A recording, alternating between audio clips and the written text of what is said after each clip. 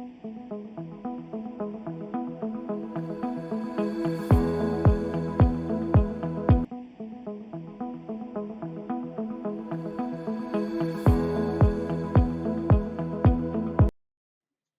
Friends, welcome to the new session.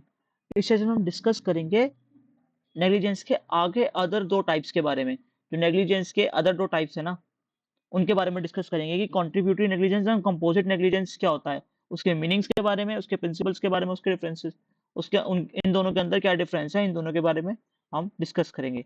तो topic का नाम है contributory negligence and composite negligence. Okay, first contributory negligence.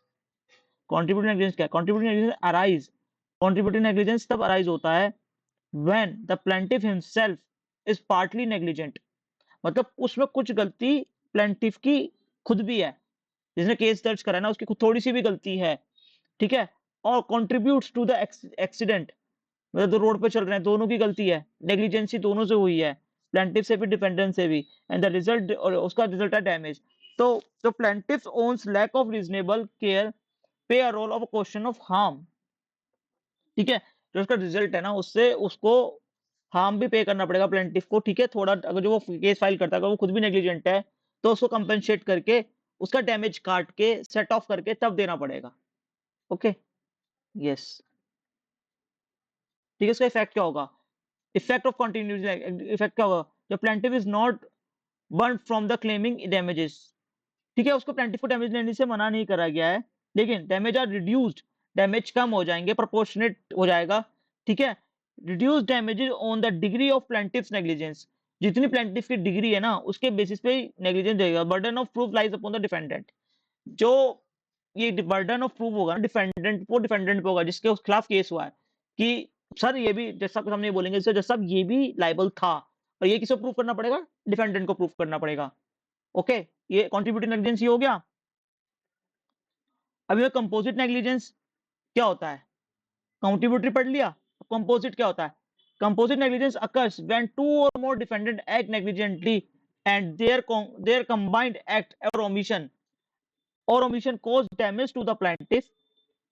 The plaintiff is free from any negligence, मतलब उसमें plaintiff को कुछ नहीं देना, लेकिन वो एक साथ दो तीन जनों ने उसको साथ डैमेज करा, ठीक है, एक एक डिफेंडेंट नहीं है उसमें, नेग्लिजेंस में दो तीन डिफेंडेंट हैं, दो तीन जनों की नेग्लिजेंस है उसमें, तो उस केस में वो कंपोजिट नेग्लिजेंस या कंबाइंड नेग्लिजेंस का कॉन्सेप्ट लगता है, ठीक है। और इसमें इसका ये होता है liability of composite negligence, defendant या तो सबसे सबसे एक साथ मांग सकता है कि मुझे सारे मिलके दे दो, या सबसे सेपरेटली भी मांग सकता है, सेपरेटली लाइबल कर सकते हैं कि तू तेरा जितना नुकसान हुआ वो सबको एक साथ भी कर सकता है, और जॉइंटली भी कर सकता है। प्लेंटिफ में रिकवर फुल कंपनसेशन, जितना नुकसान हुआ उसको खुद दे देगा क्योंकि प्लेंटिफ का फॉल्ट था नहीं, वो कंट्रीब्यूटिंग नेग्लिजेंस में, कंपोजिट नेग्लिजेंस में प्लेंटिफ का फॉल्ट नहीं होता है। Plaintiff can sue all the defendant in any one of the them, और या तो सबको कर सकता है या किसी एक को कर दे, कोई प्रॉब्लम नहीं है, किसी एक को कर देगा वो सबको करेगा कि ये भी है, ये भी है, ये भी है, ये भी, ये भी है, मेरे साथ ये लोग भी थे, ठीक है, वो डिफेंडेंट अपना आप ये सबके नाम बता देगा, ठीक है, या वो सबको अलग अलग भी कर सकता है, वो उसके प्रेरोगेटिव है वो क्या चूज करेगा, ठीक है। Defendant can later claim contributory amongst themselves, ठीक है, डिफेंडेंट जो कॉन्ट्रीब्यूटरी भी करवा सकता है बाद में, कॉन्ट्रीब्यूशन अमंग्स देमसेल्फ, ठीक है, डिफेंडेंट कॉन्ट्रीब्यूट कर सकते हैं जो मैं आपको बता रहा था, ठीक है, आप में कॉन्ट्रीब्यूट करके आराम से दे सकते हैं, वो खट्टा करके एज का प्लेंटिफ को डैमेज हो सारे साथ करके दे सकते हैं, ठीक है। इसलिए कॉन्ट्रीब्यूटरी से ये समझना कॉन्ट्रीब्यूटरी नेग्लिजेंस क्या होता है, ठीक है, ये कंपोजिट नेग्लिजेंस होता है, ये कंबाइंड नेग्लिजेंस। कॉन्ट्रीब्यूटरी तो वो हो गया जिसमें दोनों का कॉन्ट्रीब्यूशन है, प्लेंटिफ का भी और डिफेंडेंट का भी, दैट्स व्हाई ये डिफरेंस क्लियर करना बहुत जरूरी है, ठीक है। लोग कंट्रीब्यूशन समझ लेते हैं कि साइड इवेंट कंट्रीब्यूट करके देना है तो ये कंट्रीब्यूटरी नेग्लिजेंस हो गया, no, this is composite negligence और कंबाइंड नेग्लिजेंस, और कंबाइंड केयरलेसनेस बोल लो, ठीक है, या कंट्रीब्यूटरी केयरलेसनेस बोल सकते हैं नेग्लिजेंस को, शॉर्ट में बोलते नहीं, लीगल लैंग्वेज यही है, मतलब प्रूडेंट प्रूडेंट मैन को समझाने के लिए केयरलेसनेस बोल सकते हैं आप, ठीक है। कॉन्ट्रीब्यूटरी केयरलेसनेस, और देखो ये बता दें मैंने, कॉन्ट्रीब्यूटरी केयरलेसनेस और कंबाइंड नेग्लिजेंस बोल सकते हैं कंपोजिट नेग्लिजेंस को, तो ये प्रूडेंट मैन के लिए समझना इजी हो जाएगा, दैट्स व्हाई मैंने ये वर्ड यूज करे हैं, ठीक है, कि लॉ